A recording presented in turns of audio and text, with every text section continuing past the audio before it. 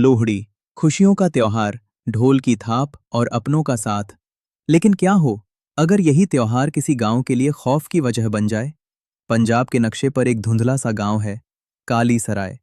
यहां लोहड़ी मनाई तो जाती है, लेकिन सिर्फ रात के 12 बजे तक। जैसे ही घड़ी की सुई 12 पर मिलती है, ढोल थम जाते हैं, गीत खामोश हो जाते हैं और हर दरवाजे पर सांकल चढ़ जाती है। बुजुर्ग कहते हैं कि 12 बजे के बाद वो आग इंसानों की नहीं रहती, बल्कि उसकी हो जाती है। वो जो 400 सालों से एक वादा निभाने आ रहा है। वो जिसकी परछाई दिखने का मतलब है जीवन का अंतिम समय या मोक्ष। जहां आज भी लोहड़ी की आग में एक राज जलता है। क्या आप भी सच में मानते हैं कि लोहड़ी खुशियों का त्योहार है? तो वीडियो को लाइक करें और कमेंट में बताएं कि उस दिन क्या जलाया जाता है और क्या खाया जाता है। पंजाब की सरजमीन जितनी हरी भरी है, उतने ही गहरे राज अपने सीने में दफन किए हुए है। हमारी कहानी की शुरुआत होती है अमृतसर से करीब 80 किलोमीटर दूर, भारत पाक सीमा के पास बसे एक छोटे से गांव से, जिसका नाम है काली सराय।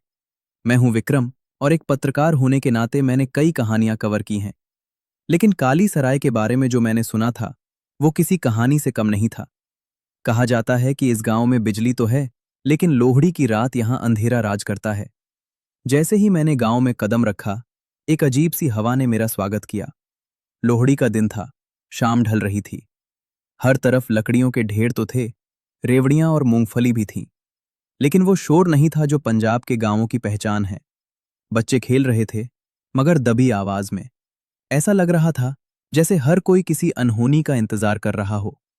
मैंने एक चाय की दुकान पर रुककर पूछना चाहा, बाबा, यहां इतनी खामोशी क्यों है? आज तो लोहड़ी है। उस बूढ़े दुकानदार ने चाय का गिलास मेरे हाथ में थमाया, लेकिन उसकी उंगलियां कांप रही थीं। उसने मेरी आंखों में देखा और बस इतना कहा, परदेसी बाबू, अपनी चाय पियो और सूरज डूबने से पहले शहर लौट जाओ। यहां की रातें मेहमानों के लिए नहीं होती। उसकी चेतावनी में एक ऐसा ठंडापन था जिसने मेरी रीढ़ में सिहरन दौड़ा दी। लेकिन एक पत्रकार का काम ही है उस सच को कुरेदना जिसे दुनिया से छिपाया गया हो। मैंने लौटने का नेड़े का नहीं, बल्कि वहीं रुकने का फैसला किया। मुझे नहीं पता था कि मेरा यह फैसला मेरी जिंदगी की सबसे खौफनाक रात में बदलने वाला था। अंधेरा होते ही मैंने गांव के सरपंच सरदार गुरमुख सिंह से मिलने का सोचा। उनकी हवेली गांव के बीचों बीच थी, जो शायद आजादी से भी पहले की बनी थी। जैसे ही मैंने दरवाजा खटखटाया, सन्नाटा और गहरा हो गया।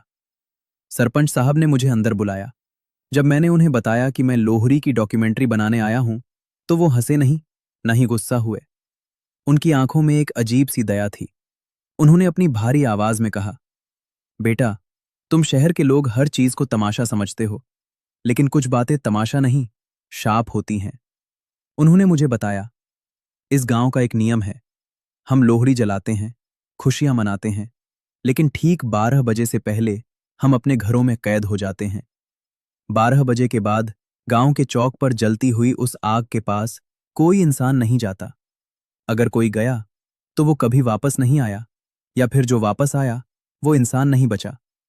मैंने पूछा, आखिर कौन आता है 12 बजे? सरपंच ने गहरी सांस ली और कहा, वो हमारा रक्षक भी है और हमारा काल भी। 400 साल पहले मुगलों के जमाने में इसी लोहड़ी की रात एक बागी सिपाही ने इस गांव की इज्जत बचाने के लिए अपना सर कटवा दिया था। मरते वक्त उसने कसम खाई थी कि जब तक इस गांव की बेटियां सुरक्षित नहीं, उसका साया यहां पहरा देगा। लेकिन उसका गुस्सा आज भी शांत नहीं हुआ है। मुझे ये सब अंधविश्वास लगा, एक पुरानी लोक कथा जिससे गांव वाले डरे हुए हैं। मैंने सरपंच से कहा, मैं विज्ञान को मानता हूं, भूतों को नहीं। सरपंच ने मेरी बात सुनकर धीरे से कहा, विज्ञान वहां खत्म हो जाता है बेटा, जहां से काली सराय की हकीकत शुरू होती है। आज रात तुम खुद देख लोगे। बस मेरी एक बात मानना, उस आग में अपनी तरफ से कुछ मत डालना। रात के 10 बज चुके थे। गांव के मुख्य चौक पर लकड़ियों का एक पहाड़ खड़ा किया गया। आग लगाई गई और लपटें ऊपर उठने लगीं। ढोल बज रहे थे, लोग सुंदर मुंदरिये हो गा रहे थे। सब कुछ सामान्य लग रहा था, बिल्कुल किसी आम लोहड़ी जैसा। मैं अपने कैमरे से सब रिकॉर्ड कर रहा था, लेकिन मेरी नजरें लोगों के चेहरों पर थीं। उनकी हंसी में एक हड़बड़ी थी, जैसे वो जल्दी जल्दी जश्न खत्म करना चाहते हों। वक्त बीतता गया। 11:30 बजते ही माहौल एकदम बदल गया। जो लोग अभी भंगड़ा डाल रहे थे वो अचानक रुक गए।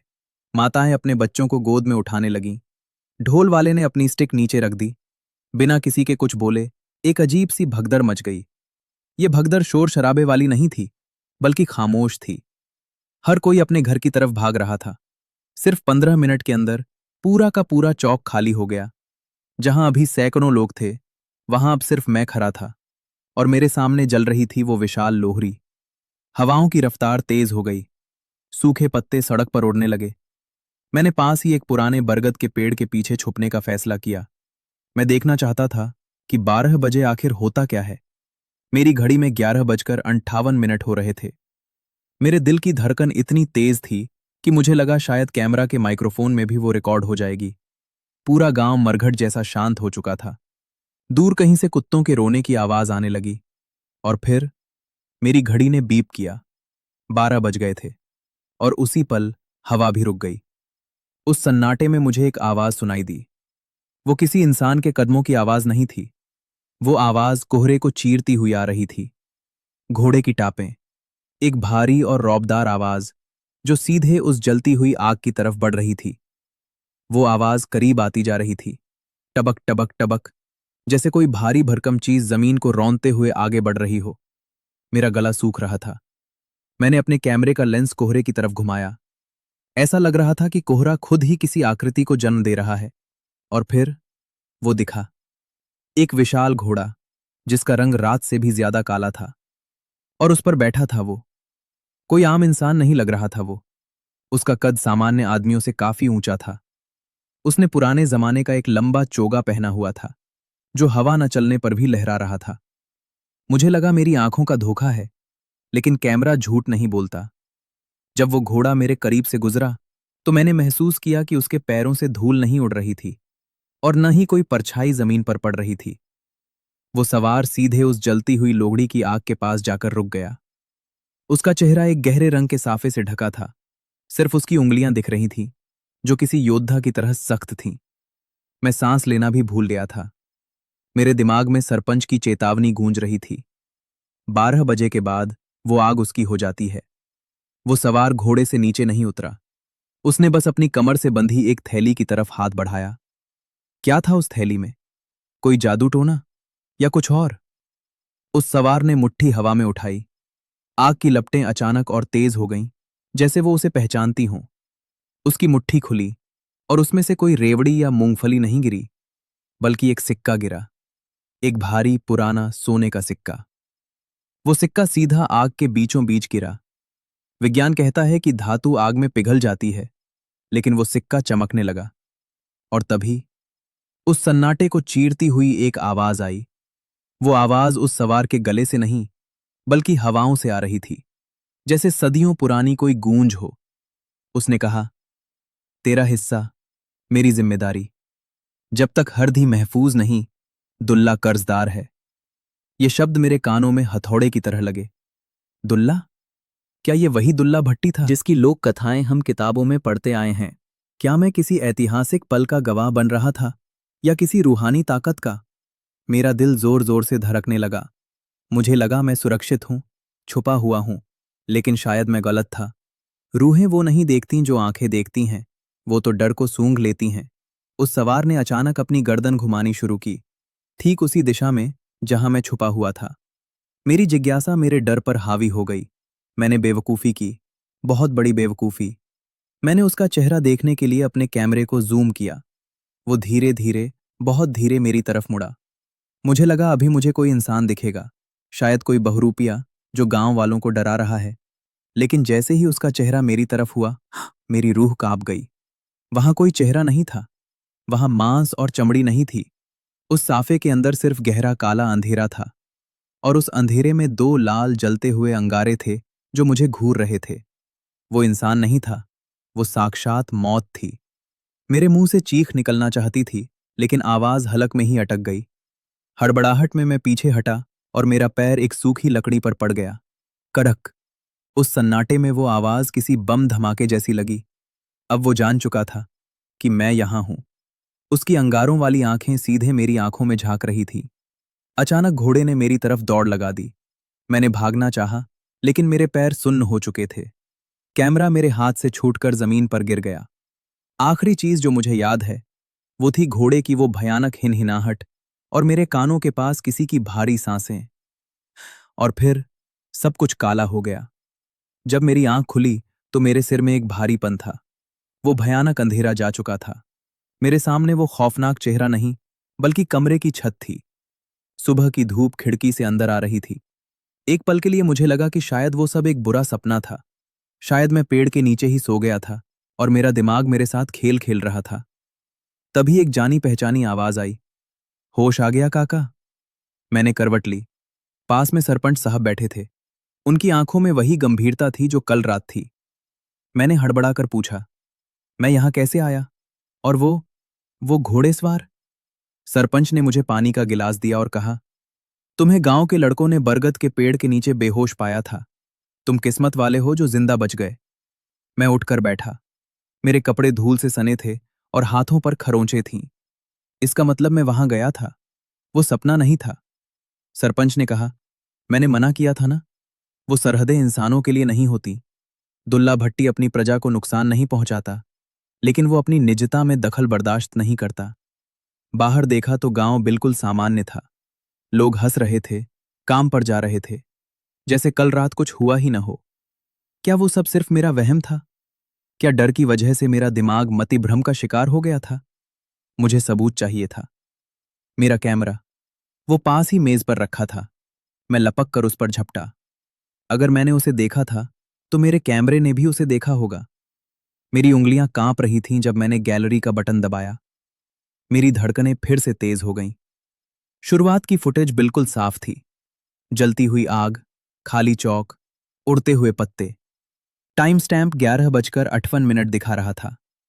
मैं अपनी सांसें रोककर उस पल का इंतजार कर रहा था जब वो घोड़ेसवार फ्रेम में आएगा। लेकिन ठीक 12 बजते ही स्क्रीन पर सिर्फ लकीरें आ गईं। वीडियो अटक गया। कोई तस्वीर नहीं, कोई आवाज नहीं, सिर्फ एक भयानक सन्नाटा। पूरी फाइल करप्ट हो चुकी थी। तकनीक हार गई थी। मेरे पास दुनिया को दिखाने के लिए कुछ भी नहीं था। एक पत्रकार के लिए इससे बड़ी हार क्या हो सकती थी? मैं हताश होकर बैठ गया। कोई यकीन नहीं करेगा सरपंच जी, मैंने कहा। लोग कहेंगे मैंने कोई कहानी गढ़ ली है। सरपंच मुस्कुराए। उन्होंने धीरे से कहा, यकीन सबूतों का नहीं, एहसासों का होता है। और सबूत सबूत तो तुम्हारे पास है, बस तुमने अभी तक अपनी जेब नहीं देखी। जेब? मैंने अपनी जैकेट की दाईं जेब में हाथ डाला। मुझे कुछ भारी और ठंडा सा महसूस हुआ। मैंने उसे मुट्ठी में भींचा और बाहर निकाला। जब मैंने अपनी मुट्ठी खोली तो मेरे पैरों तले जमीन खिसक गई।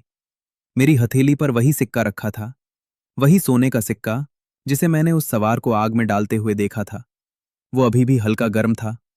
उस पर कुछ पुरानी लिपि में लिखा था, शायद उस वक्त की मोहर थी।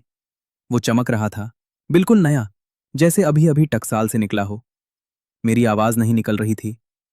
ये मेरी जेब में कैसे आया? मैं तो बेहोश था। सरपंच ने कहा, यह उसका शगुन है। वो जिसे भी माफ करता है या जिसे अपनी कहानी सुनाना चाहता है, उसे ये निशानी देकर जाता है। इसे बेच नहीं पाओगे, ये अनमोल है। इसे अपनी रक्षा समझो।